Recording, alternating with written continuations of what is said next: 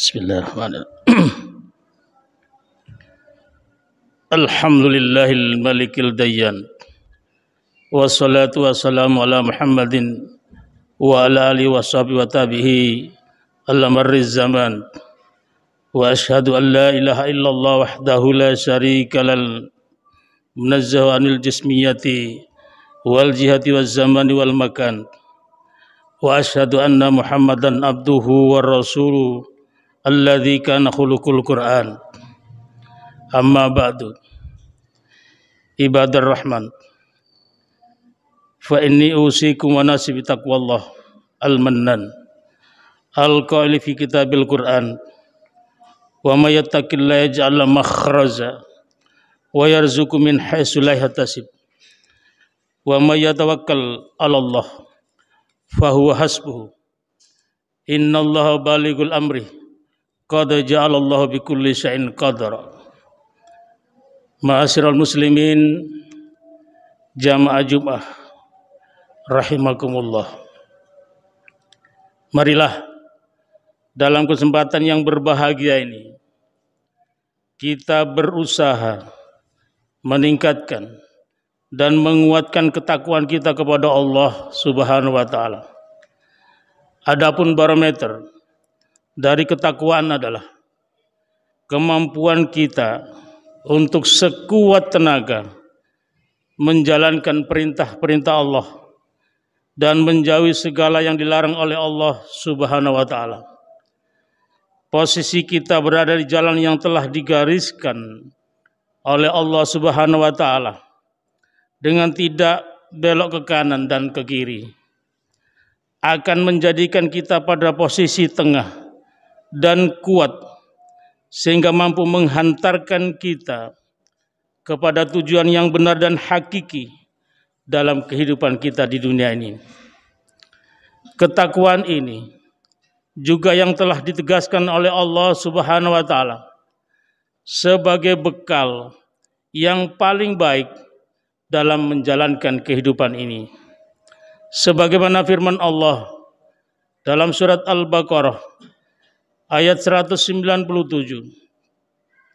Wa tazawwadu fa inna khairaz zadi taqwa wattaquni ya ulil albab. Artinya, bawalah bekal karena sesungguhnya sebaik-baik bekal adalah takwa. Dan bertakwalah kepadaku wahai orang-orang yang mempunyai akal sehat. Ma'asyiral muslimin jamaah Jumat rahimakumullah. Dalam kesempatan yang berbahagia ini juga kita kembali merenungkan nikmat-nikmat dan rezeki yang telah dianugerahkan oleh Allah Subhanahu wa taala dalam kehidupan.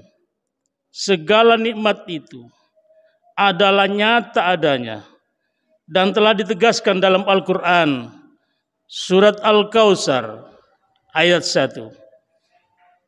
Inna a'tainakal kautsar. Artinya, sungguh kami telah memberimu Muhammad nikmat yang banyak. Nikmat yang telah diberikan ini tidak boleh menjadikan kita lupa sehingga jauh dari Allah Subhanahu wa taala. Sebaliknya, nikmat itu harus mampu dijadikan sebagai sarana untuk beribadah dan membawa kita lebih dekat taqarrub oleh Allah Subhanahu wa taala. Lalu bagaimanakah kita dalam rangka mendekatkan diri kepada Allah? Pertanyaan ini juga dijawab di ayat selanjutnya, yakni ayat kedua surat Al-Kautsar. Fasholli li rabbika wanhar. Artinya, maka laksanakanlah salat karena Tuhanmu dan berkurbanlah sebagai ibadah dan mendekatkan diri kepada Allah. Ma'asyiral muslimin rahimakumullah. Jelas dalam ayat ini Allah memerintahkan kita untuk terus mendekatkan diri kepadanya. Bahkan disampaikan ada dua bentuk ibadah. Dalam ayat ini yang pertama adalah salat yang memang sudah menjadi kewajiban dan rutinitas harian kita dengan melaksanakan 5 waktu setiap hari, salat subuh, zuhur, asar, maghrib dan isya, dan bahkan ditambah dengan sunnah salat. Kemudian yang kedua dalam ayat ini adalah dengan berkurban yang merupakan ibadah tahunan dan dilaksanakan pada bulan Zulhijjah. Pada bulan Zulhijjah kita diperintahkan untuk menyembelih hewan korban di hari raya haji atau Idul Adha pada tanggal 10 Zulhijjah atau 3 hari tasyrik, yaitu 11, 12 dan 13 bulan Zulhijjah. Dari sisi bahasanya sendiri, kurban berasal dari bahasa Arab, yakni koruba, yakrubu, kurban, yang artinya dekat, untuk mendekatkan diri kepada Allah melalui kurban. Kita dituntut berkorban, menyisihkan harta kita untuk membeli hewan kurban dan memenuhi persyaratan untuk berkorban. Dan tentunya dalam berkorban harus benar-benar ikhlas dan menata hati dengan benar. Jangan sampai pengorbanan kita dengan mengambil harta yang kita miliki tidak membuahkan hasil dan jauh dari hakikat ibadah kurban itu sendiri, yakni mendekatkan diri kepada Allah Subhanahu wa taala. Dan jangan sampai kita salah niat sehingga kita bahkan akan semakin jauh dari Allah. Karena niat yang tidak benar bisa jadi karena ingin dipuji orang dan bahkan niat-niat yang lain yang tidak lillahi ta'ala. Ma'asyiral muslimin rahimakumullah, menyembelih hewan korban menurut Imam Malik dan Imam Syafi'i adalah sunnah yang diutamakan atau sunnah muakkadah. Sedangkan Imam Abu Hanifah berpendapat bahwa ibadah kurban adalah wajib bagi penduduk yang mampu dan tidak dalam keadaan bepergian.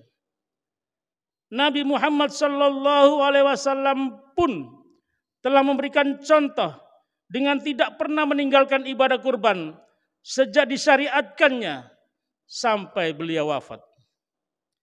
Sebagai suatu kewajiban atau sunnah muakkadah yang ditekankan dan rutin dilakukan oleh Nabi Muhammad sallallahu alaihi wasallam, sehingga ibadah kurban memiliki keutamaan tersendiri. Sebagaimana hadis Nabi dari Siti Aisyah yang diriwayatkan oleh Imam Tirmizi dan Ibnu Majah disebutkan, ma amil adamiyun min amal yaman nakhri ahabba ilallah min hirraqid dami innaha latati yamal qiyamah bikuruniha wa asyariha wa atlafiha wa annad dama la yaqa minallah bima kana qabla ayyaqa minal ardi fatibu biha nafsan. Artinya, tidak ada suatu amalan yang dikerjakan anak Adam atau manusia pada hari raya Idul Adha yang lebih dicintai oleh Allah dari menyembelih hewan, karena hewan itu akan datang pada hari kiamat dengan tanduk-tanduknya, bulu-bulunya dan kuku-kuku kakinya. Darah hewan itu akan sampai di sisi Allah sebelum menetes ke tanah. Karenanya lapangkanlah jiwamu untuk melakukannya. Jamaah rahimakumullah. Keutamaan lain dari ibadah kurban adalah sebuah ibadah yang memiliki 2 dimensi, yakni vertikal dan horizontal.